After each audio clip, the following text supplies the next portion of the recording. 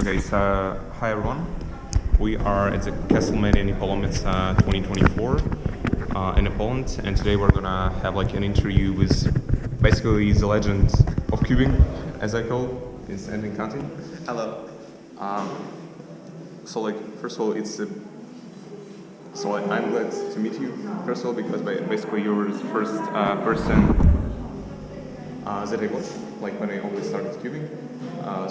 My history is basically I saw the video of 4.73 single from the Felix, Yeah. and then I started just searching the videos about cubing, and the first videos that came into my search, it was you. Really? Yeah, I don't remember exactly which video it was, but I guess it was your former WR. One hand? Yeah, on one hand. So I was just impressed of this turning from this TPS first of all, and I just wanted to try how it is. So first question is, why did you quit practicing wedge? Why did I quit practicing one hand? For the top level. I mean, because in some points you were WR holder. Yeah. And when you had basically the race with Felix, Yeah. at some point, as I saw, you just stopped doing this. Yeah, actually, at some point, there was a time when I thought that I wasn't really getting faster anymore. Mm-hmm. And also, I was having a problem where when I would practice, my hand would hurt. Mm-hmm. And so if I would practice one hand, then I would practice a little bit, and then I'd have, my wrist would hurt a lot, and I wasn't able to practice anymore. And if I wouldn't practice, it wouldn't hurt. Uh-huh. But if I practiced a bit, it would start hurting. Mm-hmm. And so at that point, it was really hard for me to practice. Okay, I see. And did you have any problems with your wrist or hands? From childhood, did you broke anything? No, I didn't break anything. I think it's just carpal tunnel. Uh-huh. So because I was doing too much of it, and it seemed to be worse if it was cold or during the spring. I don't know. My wrist would hurt a lot. Okay. And when I was practicing, I think that I would see some improvement if I practiced a lot, but then it would hurt, and then I couldn't practice. Mm-hmm. And so it really put a stop on my practicing. And that was also at the same time as I started university. And so when starting university, I had a lot less time because I was really busy with my courses and studying. And so it was kind of a mix of both. And because of that, I didn't practice. And then because I didn't practice for a long time, then I was behind. And so practicing again would be very difficult to try and get back to the level where I was before. But actually in 2019, so fairly recently, recently for me, I did practice a lot. And then I think that's when I was the fastest. I was about 10.5 seconds average, maybe even a bit faster. But then after that, there was the pandemic and there were no competitions. Yeah. And then I didn't have motivation to practice at all either. And so I would say that it's pretty much because of those things. Okay, so how many sols you were doing per day when you were just basically on top in 2014 or 15? Yeah, maybe 50 solves a day or something. 50 sols a day. And more depending on the day. At that time I was in high school, so I had a lot of time during the weekends. And so I'd probably do 100 or something like that on the weekends. And during the summer I would do some results. Okay, and for after how many sols your wrist was getting hurt, basically? Yeah, that was more in 2018, I think, or so, 2017, 2018. But actually, it happened a lot before where, I don't know, it's hard to say how many solves. It's just, if I would practice a lot and fairly intensely, then it would just start hurting. And often it was, basically, I would practice, and then as soon as I would start feeling like I was getting good times again, then it would start hurting. So it was usually it's after practicing for a few days. Practicing only for one day, then it wouldn't hurt. But practicing for one day doesn't really help. And then I would practice for a few days, and then it would start hurting again. Okay, so what was the first cube to use wedge, if you remember? So let me think. I started practicing one hand very seriously in 2011, 2012. And it was an alpha cube. I think it was an A5 mini or something like that. I'm sure that 99% of people would be watching this have no idea what that is. I think it was an A something. But yeah, and then when I broke my first national record, I think at that point I was using Wuhan. And then I quickly switched to a Zanchi and then to the Wave. Okay, and what was your first opinion about first magnetic cubes, when they came out, for OH? Yeah, so I remember in 2017 when magnetic cubes were just starting, I hated them for one-handed because I don't know, it always seems to overturn. I wouldn't be able to turn precisely, and I'm still not a big fan of strong magnets for one-handed. I think that having a bit of a weak magnet can help, but I'm definitely not a fan of strong magnets. I'm not able to turn properly with magnetic cubes. Okay. See, so in particular, what do you expect from OH in nearest future? I mean, 1 year, 2 years, and 5 years. So, when we will, how do you think, when we will see the first sub 6 single in OH and first sub 8 average? I mean, to be honest, I don't want to sound bad, but I'm disappointed as to the current one-handed results. Because I remember starting in 2017, when Ru started being used for one-handed a lot, especially with Tian, he was getting 8 averages at home. And that was 6 years ago. And still the world record is I would say that the world record right now is basically at what his level was 6 years ago. And so, to be honest, I think that the future of one-handed is with Ru. And I think that if good people practice Ru seriously, then I'm sure that you can get a 7 average pretty easily. 7 average and sub 5 singles. It's completely within the realm of possibility, I would say. And your prediction, we will see in 1 year or 2 years, basically. I mean, as for now, we have some people that practice, Ru OH so much, and they publicate so many videos with crazy averages, I saw sub 7 or 7 average sub 7. I think that within 5 years at least we'll get a sub 7 average official. I don't even know if it will take 5 years. It depends on how well Fami competes and everybody else who's doing Ru and how well things progress. I think that there's still a lot of progression that can be done in Ru. I mean, I'm not an expert. I have been learning recently because I really think that it's the future. I mean, I think that within a couple years it'll get probably before the end of this year it'll get sub 8. At the latest, I'd say within 2 years, and then I'm sure that we'll get sub 7 within the next few years. Well, good predictions. I'm thinking the same. Okay, so what do you think about using right hand for OH? I mean, I think it's exactly the same as using left hand. It's perfectly valid. It's just that it happens that most people are better with left hand. Okay. So,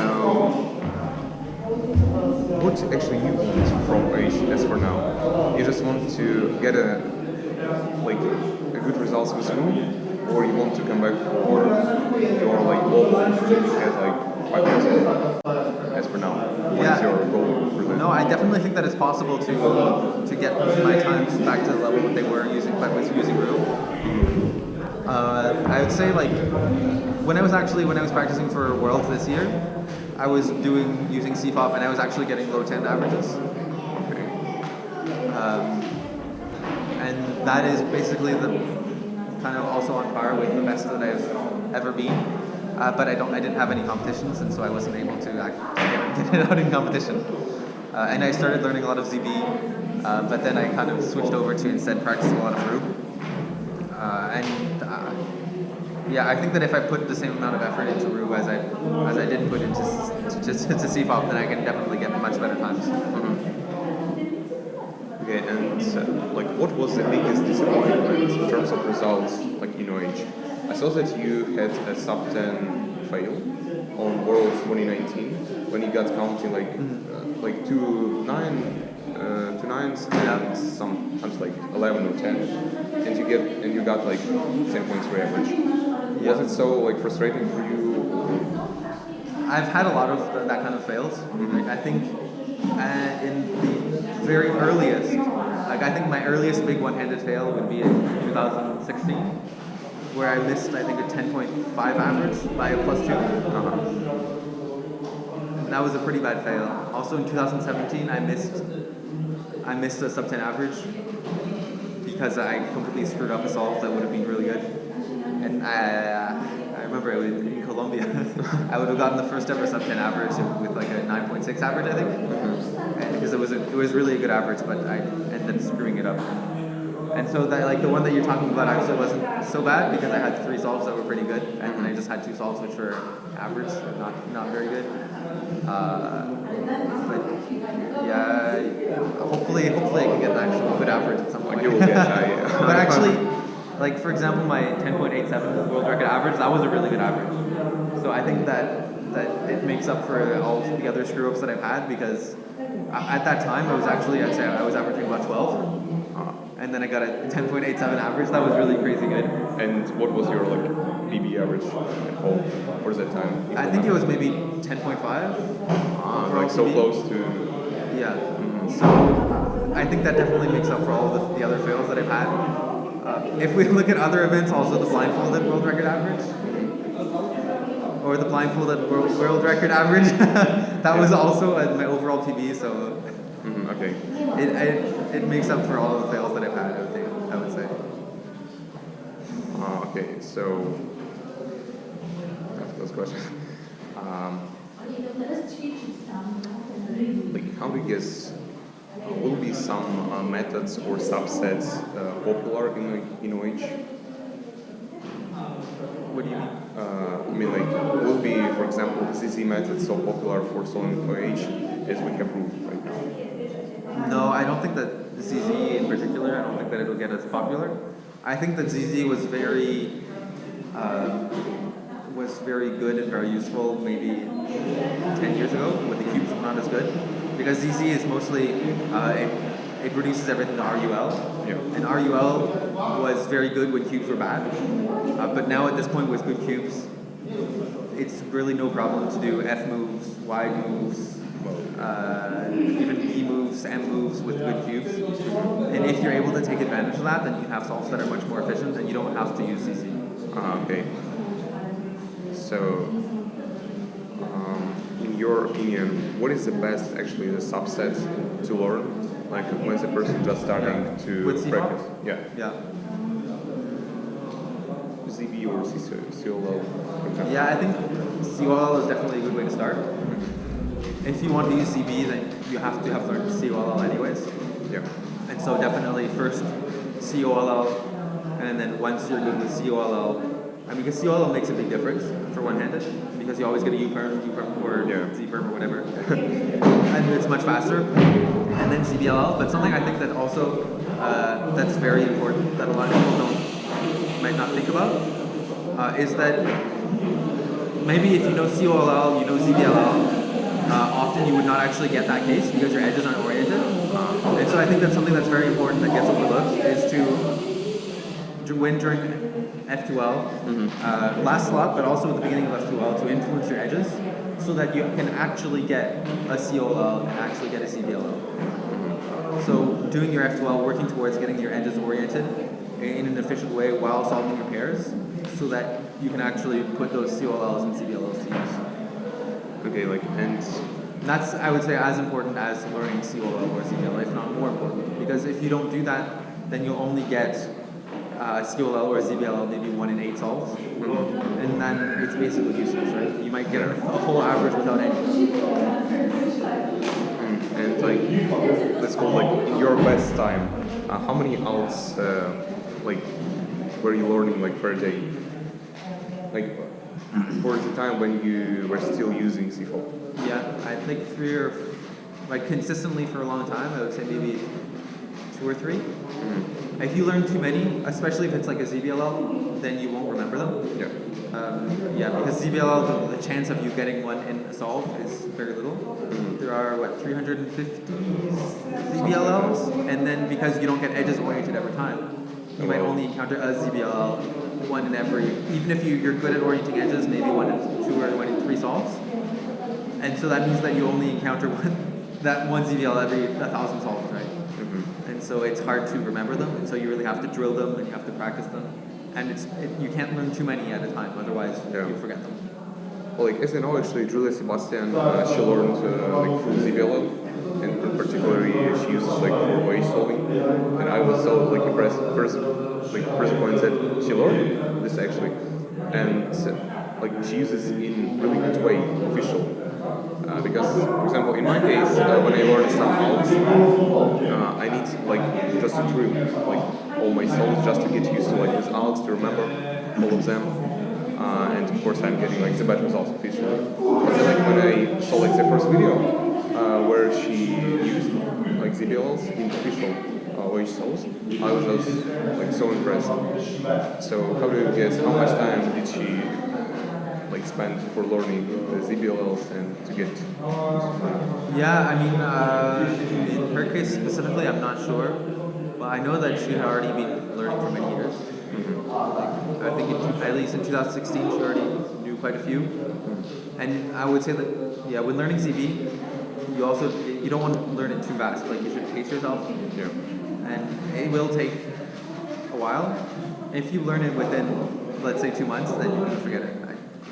So, like, I would say don't do more than a few every day, and make sure to drill it a lot, and don't just learn a bunch and then maybe you can learn a lot and then drill a lot, but if then you stop drilling for a few days, then you might end up forgetting a lot.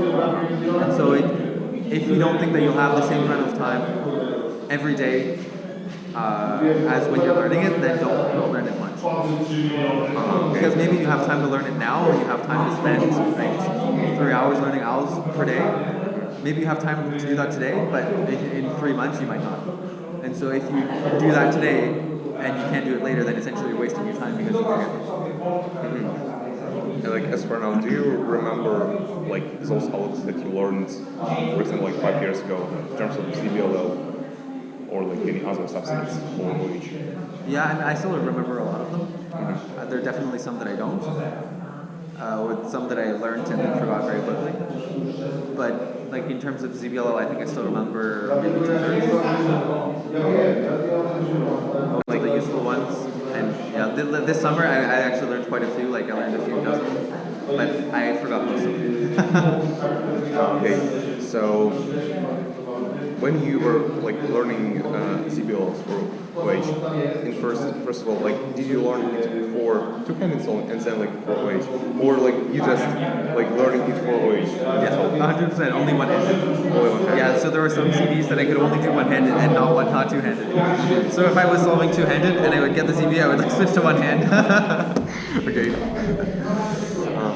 And you didn't want to use like ZBL for 2H? So no, I don't think it's actually... It doesn't work? I don't think it's that useful actually. I mean it does... If you get really, really good at recognition, then I think, it's probably better to know ZB than to not know ZB. But considering how much effort it is, it's not worth it for most people, I think. It can be worth it for some people. If you're really, really serious, then I think it can be worth it. Okay, and the main question that I have for you, what do you average in 2H while like averaging at least like 12 in OH? Right, so you mean right now or at the beginning when I was starting with 12? I took my results. Okay, so let's say at the beginning of your journey. Yeah. Because like I saw that like even 5 years ago you were doing like so good. Like in OH you were getting like 10, 11, 12 averages. Yeah. But while like OH is good, I mean like for those times you were averaging like something like sub 9 in 2H. And it's like my first my first thought, wow, it's not possible. I mean, like if you saw like OH so fast, I cannot like imagine how to how to have a global at least like sub 9. Yeah. Because it's not like the biggest deviation. Yeah. So actually, in 2013, when I had a 13.2 North American record average, my best two-handed average was 10.09. And you just like you weren't just practicing 2H. So What do you mean? like you didn't just practice 1H? 2H. So I didn't just practice 2H. yeah, You mean one-handed or? like just regular. So Yeah, I mean at that time I didn't practice much two-handed. I was probably mostly doing one-handed. I mean I did practice two-handed, but definitely not as much as one-handed. And a lot of the outs that I learned were specifically for one-handed. And so I think, yeah, let's see. When I had a 12,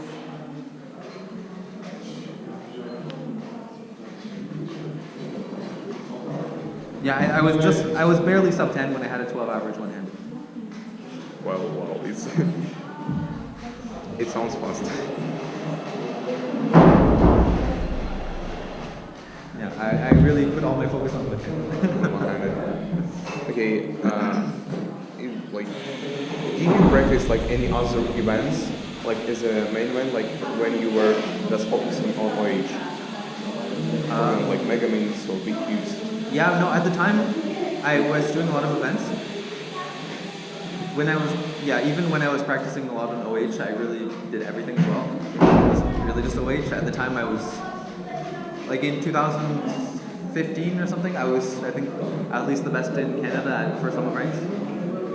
And I did all events.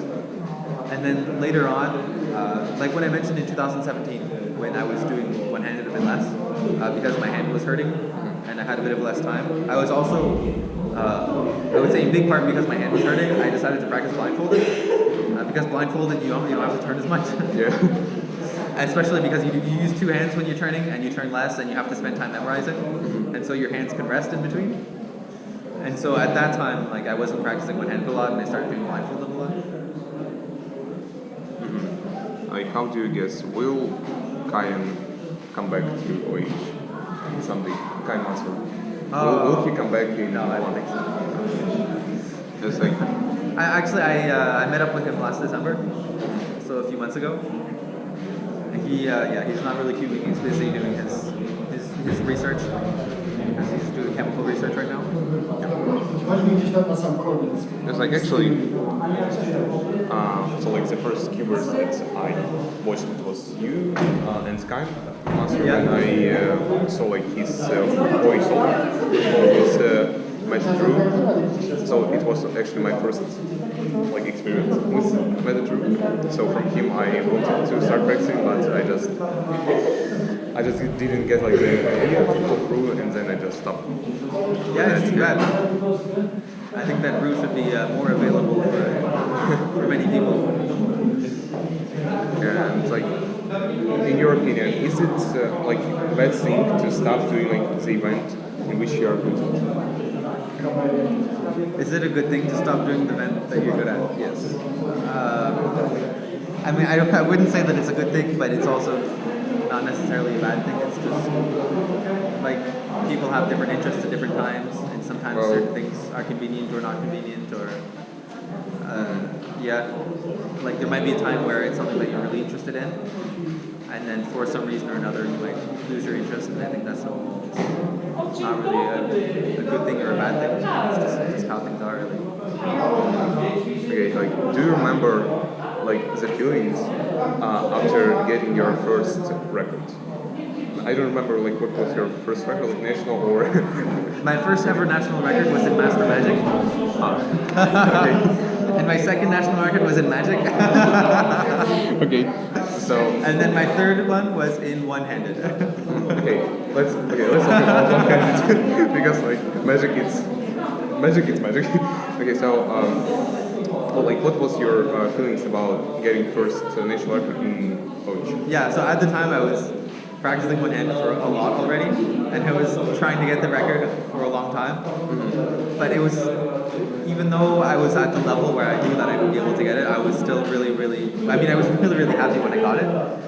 And I think, for me, something that I thought that was very,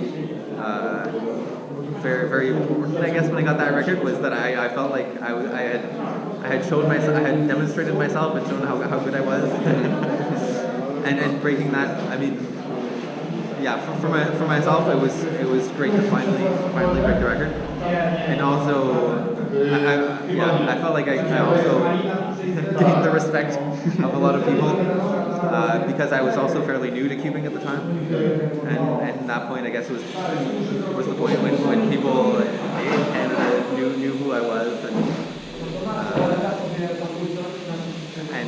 yeah. Okay, and so like after you got this record, were you afraid that like Felix will beat it? So I guess that you mean when I got my first world record, right? Yeah. So you got like your first world record, and I guess like you knew that Felix is capable of breaking it. Were you afraid of it? So actually, my first one-handed world record was 12.56 seconds, and I had broken. So the world record before me was 12.67, and then I got 12.56. But the world record was actually by Michal Peskovic. And after I broke the world record, I think, was it 2 weeks later, he broke it back. So he broke it and got, I think, 11.72. So I only held the world record for 2 weeks. Okay. And so I don't think I had much time to worry about it being broken before it actually got broken. Okay, and after like getting information that Michal broke your WR, did you get like motivation to break his? Yes, definitely. Because at that point, 11.72 was something that I thought that I would be able to break, but I just needed more practice. And so I definitely had motivation to keep practicing and try to get a better result. I wasn't surprised because I knew that he was really good as well. So it was really just motivation. It was very motivating for me. Well, okay, and do you remember like your first sub 10 single wage at home? That's a good question. I think I had never thought of this, but I have vague memories. I think I had one who was OL skip and U-perm. And that's still when I used the mini A5. No, A5F. That's what it was called. A5F. Oh, okay. And I remember I was averaging like 18, I think, at the time. And then I got really, really lucky. OL skip U-perm. It was crazy. I think it was like 9.85 or something. But yeah, no, it was great.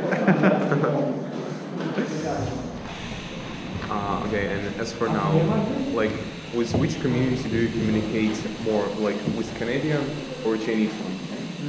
In general, I'd say more the Chinese community, because I mean they're closer and we actually have go to competitions.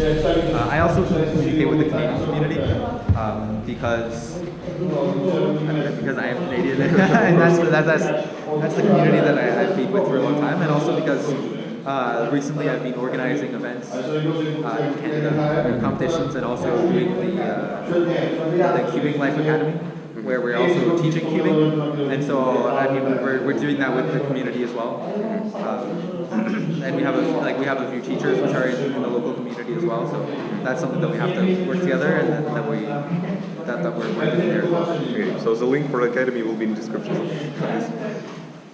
To you. Okay. So, how do you guess like what will be like the top 5 in terms of ranking in 5 years? So like which result it will be needed for top 5 or top 10? Okay, you mean in terms of time, not in terms of which person? In terms of time. Sub 9 average. In sub 8. I think sub 9 average is already in the top 3. Like top 3 is all sub 9, right? Yeah. I hope so. I think that in 5 years they'll definitely need sub 8 to be top 5. That's my prediction. Okay, and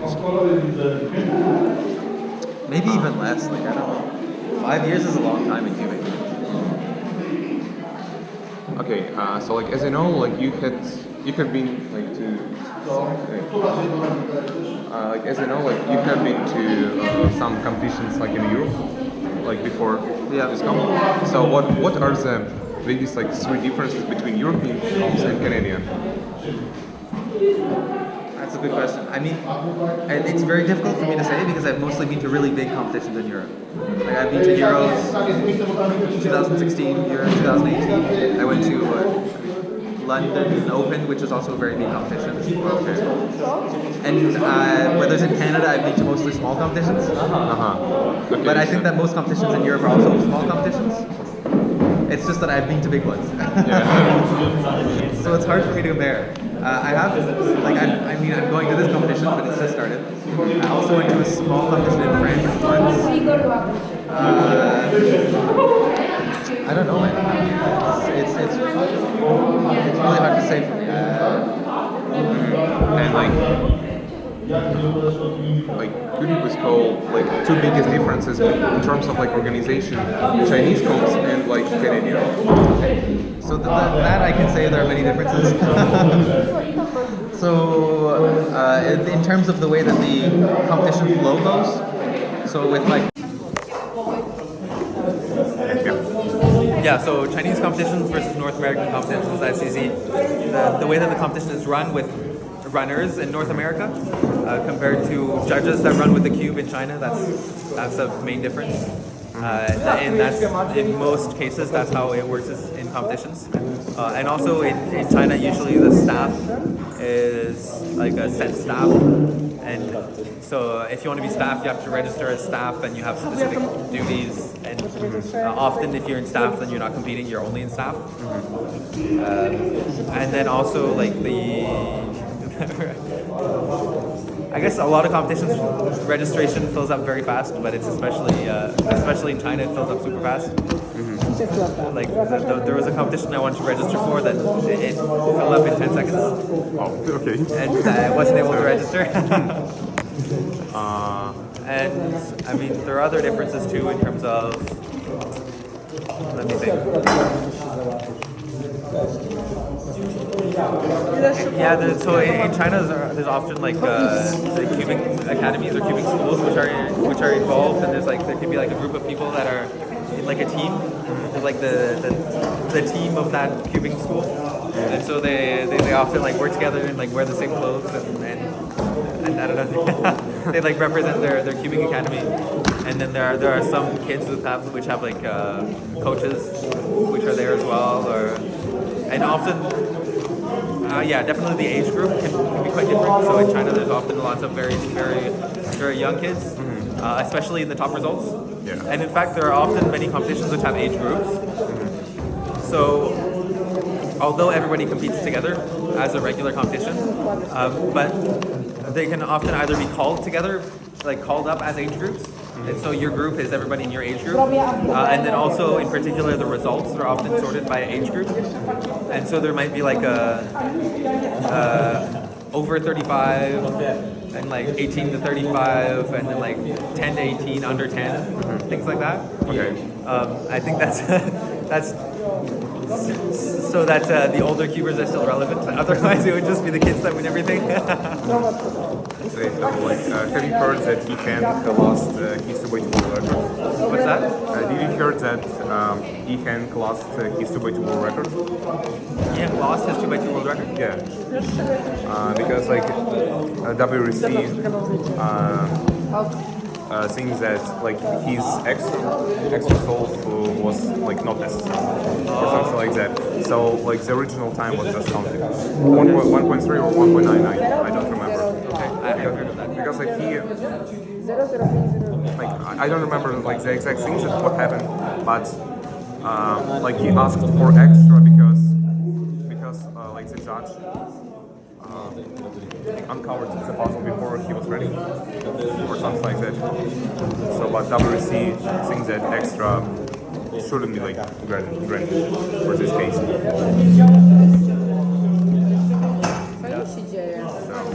Yeah, that's I hadn't heard of that, but I mean, things like that happen, and hopefully that just makes him want to practice more. Yeah. But yeah, there's like it's the same thing. Like people sometimes get timer resets and they lose records because of that. It's unfortunate, but like things happen. If he's really motivated, then I'm sure that he can keep practicing and get it back.